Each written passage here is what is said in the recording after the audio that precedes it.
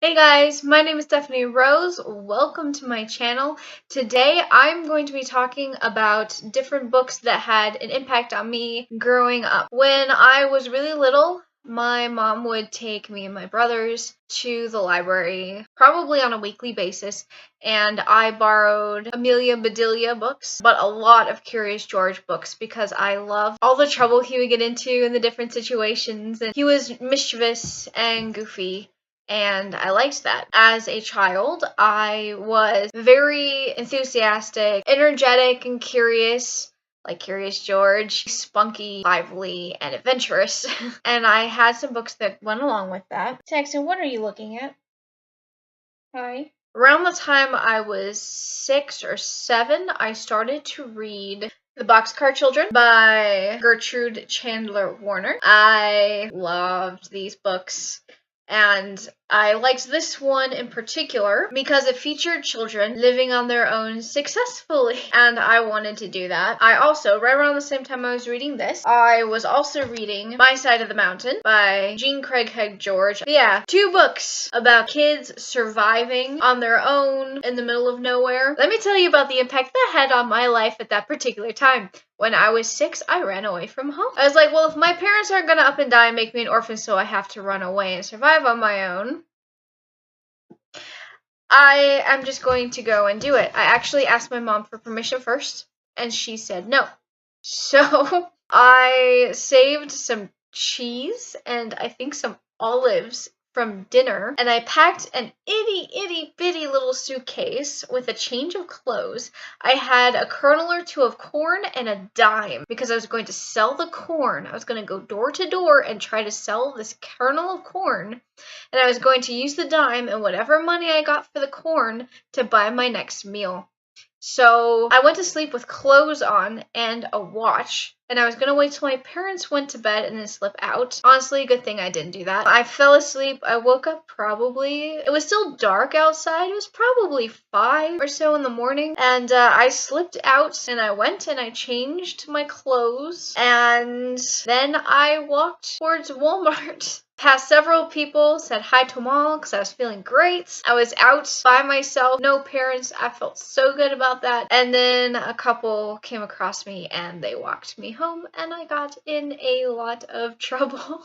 Most trouble I've ever gotten in my entire life. Also, whenever I was about 5 or 6, I was reading American Girl books, and at the time Samantha was my favorite. I think it was probably partly the clothes in the era, and then also because she was the one who looked the most like me. She's the only American Girl doll I've ever owned, and I still have her. She's in the closet right over there. But I also, at the time, favorites were Kirsten and Felicity. And actually, you can see who was available on the back. Those were the ones that were out at that time. After reading Felicity, there was a section where they were using hog's fat, or at least it talked about how girls in that era used hog's fat to slick back their hair. And I wanted to do that for some reason. I don't know why I wanted to do that. But we didn't have hog's fat, but we did have Vaseline. So I put globs of Vaseline in my hair and just, and so the whole top of my head was super greasy. You couldn't go onto Facebook and be like, ladies, what do I do? So my mom emailed a bunch of people that she knew and asked, have you ever had this problem? Do you know what would work? And everybody said Dawn dish soap. So she went to the store and picked up specifically Dawn dish soap and had me wash Vaseline out with that because nothing else was working. We had tried everything else that we had available, and the Vaseline just would not come out. When I was 8, my uncle and aunt sent me Chronicles of Narnia books for birthdays and Christmas. So I would have gotten this one on Christmas. I got the first one on my birthday. This started my love of fantasy and my love of Narnia. And this bled into my teenage years. Teenage years were very rough. When I was 11 and a half, we moved from the gorgeous warm state of Hawaii to the mainland, and we didn't really have a place that we were living yet. We were home based in California. My dad was going around trying to find jobs. We were going with him. We were going to all these different places. So we were in and out of all these different churches that my dad might possibly become the pastor of, because he was a pastor at the time. I was starting to recede and repress a bit. I mean, 6 months of putting yourself out there to new people and new places like every single week really kind of wears on you. And I was very young and impressionable. I had turned 12 during that time. So there was no real stability with friends. I didn't have any friends. Lots of people probably thought I was weird. And so I really dove into books for friendships. So Chronicles of Narnia was a place that I could escape to as a world. And then also I became close friends with the kids, the Pevensies. While we were still based in California, the people's house we were staying at, they had a library full of kids' books. And I found the Animorphs. And there are so many of those books. I was eating them up. I was supposed to be doing homework. I had my door closed. I was on the bed reading, just devouring these books.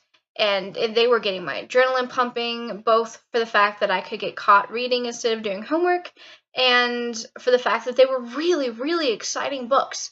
And so that was the start of sci-fi in books for me. So there was Chronicles of Narnia first, and then the Animorphs.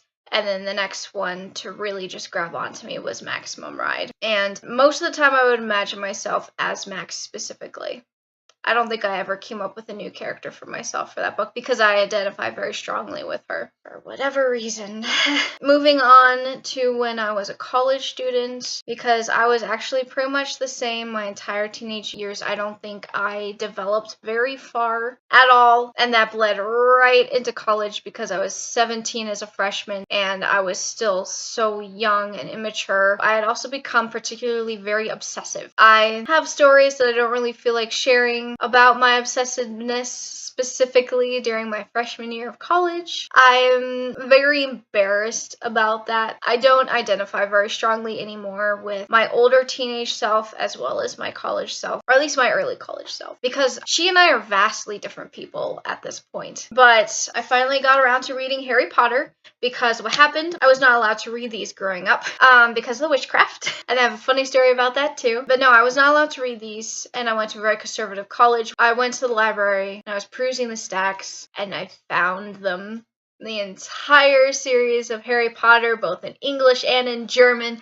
I borrowed the English version because I don't read German. I devoured them within a week or so because it was Thanksgiving break and I didn't have anything to do. That was the one year where I just stayed on campus in my dorm room and I did not go to anybody's house or anything, I don't think. Anyway, the funny story with this, though, was that my dad had a book in his office about Harry Potter, and it was condemning it and arguing about how, like, it is a study on the book and how it's bad. And I asked my dad to borrow it, and I think he was really pleased that I was doing that. But really what I wanted to do was read all of the excerpts from the Harry Potter books. I had no context with them. But I just went from passage to passage reading all of the excerpts. So Harry Potter, but I think before I even started reading Harry Potter, I got introduced to Twilight, which I don't have any of them here with me. I have the first one on audiobook because I wanted to read it again and I was walking at the time, so I was listening to a lot of audiobooks. But Twilight, which I identified with well enough as a very obsessive young person because Bella is obsessive and Edward is obsessive. Now, looking back, I'm very critical of those books and of the characters, but at the time I really loved it. I think it was my first vampire book too. And then lastly, one of the main books that I got into in college was The Hunger Games by Suzanne Collins, and I still love these books. I have all of them. I think I have all of the movies, but my husband and I both like these. I found out that I really like dystopias. Two other notables that didn't have like an insane impact on my growing up necessarily. I don't have stories that come from either of these, but the first book that I ever read without pictures was Island of the Blue Dolphins by Scott Odell. I was extremely hesitant to read this book because up until that point, I had only ever read books that had illustrations. And I was like, this book has no pictures, so what's the point? But now if I see a book with pictures, I'm like, why do I need that? I don't need that. So, barely remember this book. but I do remember that it's the first one without illustrations. Also, this one has a bit more impact on my reading life. There's also the fact that I read it multiple times. Was Ella Enchanted by Gail Carson Levine. I read this so many times. I loved this book. The movie,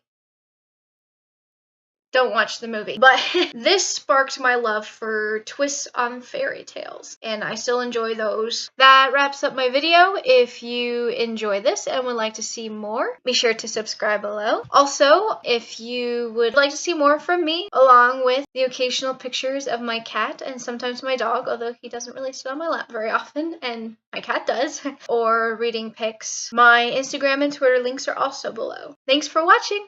Bye! Okay, you guys have got to see this. Hi, Saxon.